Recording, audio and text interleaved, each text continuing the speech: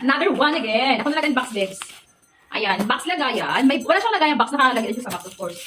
Oh, hala, parang naiiyak naman ako sa mga pinapadala sa atin.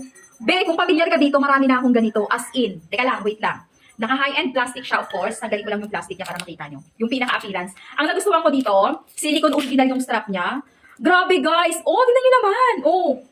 Hala! Alam nyo, babe, kung dati na kitang follower, ang dami ko ng ganitong watch. Ayan oh, wala siyang kamay.